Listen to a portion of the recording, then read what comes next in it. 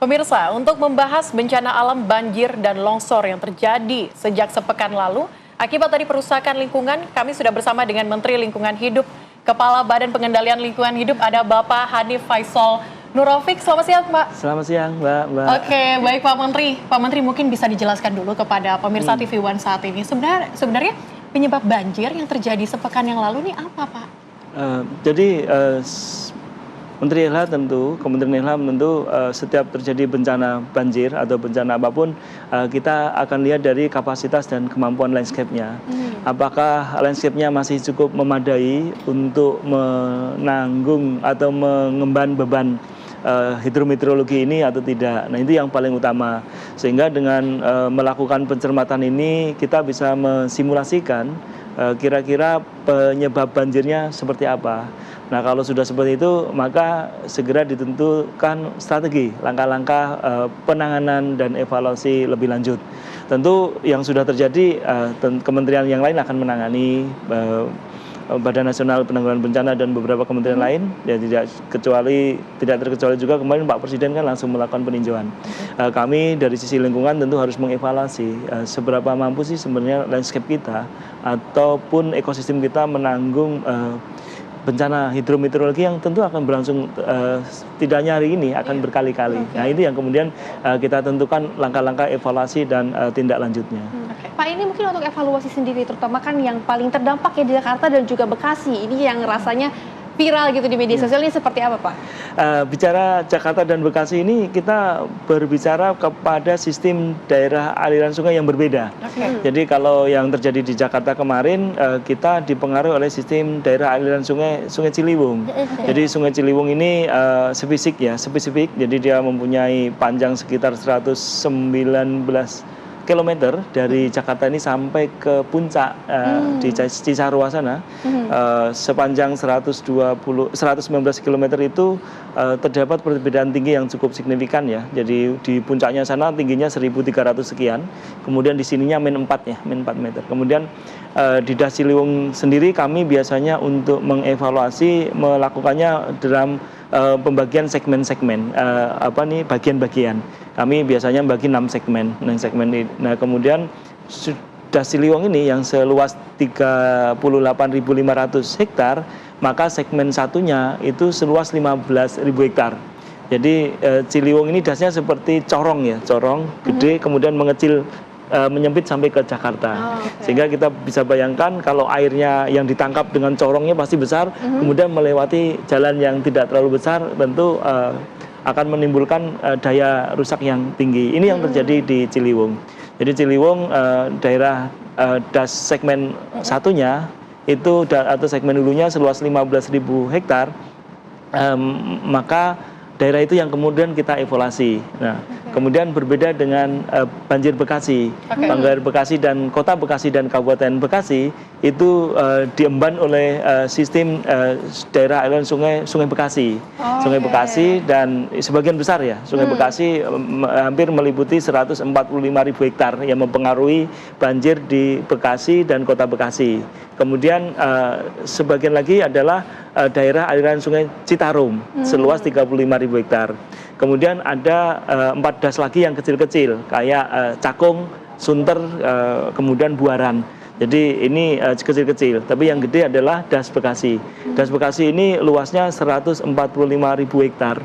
Dimulai dari pas di sebelah Ciliwung, di sini jatuh Ciliwung, di sebelahnya Bekasi, di sebelah lagi Pesanggerahan, sebelah lagi Cisadane. Jadi Taman Nasional Gunung Gede itu dikelilingi oleh puncak-puncak das. Nah, kebetulan kita ada di 2 das sistem yang mempengaruhi banjir di Jakarta, yaitu Das Ciliwung, kemudian Das Bekasi untuk yang daerah Bekasi kota. Nah, ini Bekasi itu hulunya ada 2 sungai utama, yaitu Sungai Cikeas dan Sungai Cilensi yang menjadi Kali Bekasi atau Das Bekasi. Nah, kemudian ada tambahan lagi Sungai Cikarang. Jadi inilah yang mempengaruhi banjir kemarin di Bekasi. Bekasi yang cukup tinggi, cukup tinggi, besar ya. Tapi juga yang menjadi perhatian Pak Menteri, ini kan mungkin di kawasan Puncak kalau kita melihat bagaimana kemudian Kementerian Lingkungan ini menangani begitu ya, alih fungsi resapan air yang berkurang di daerah sana Pak, khususnya daerah hulu. Ya, jadi setelah kejadian banjir itu, alam telah mengkalibrasi ke kita bahwa landscape kita nggak bagus gitu.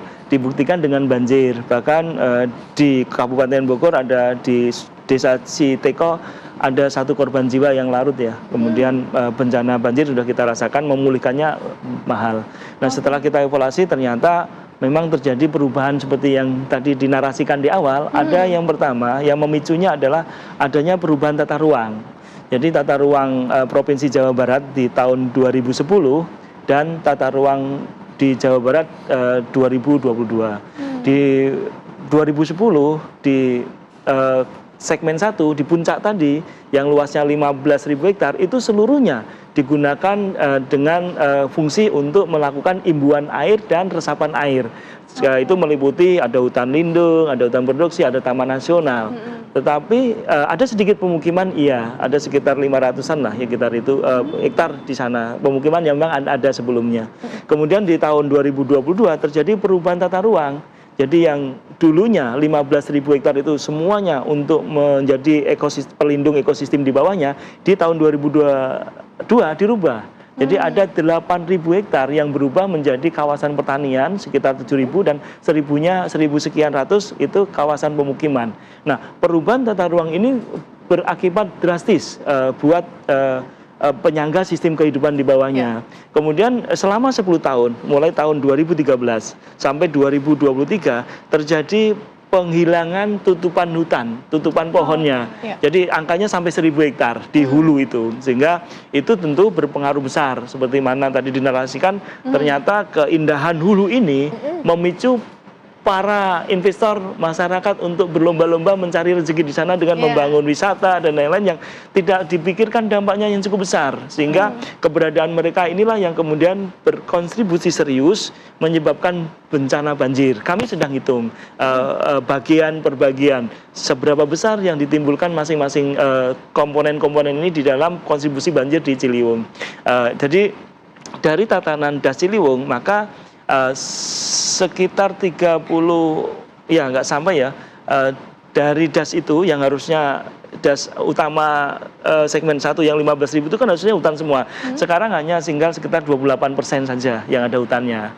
Jadi kalau kita total maka jumlah das Ciliwung itu total sampai ke bawah maka tutupan hutannya hanya 17% sekitar itu. Kemudian yang lebih parah lagi Bekasi. Das Bekasi ini yang seluas 145.000 hektar itu hulunya yang ada hutannya hanya sekitar 5.000-an atau 6.000 ya.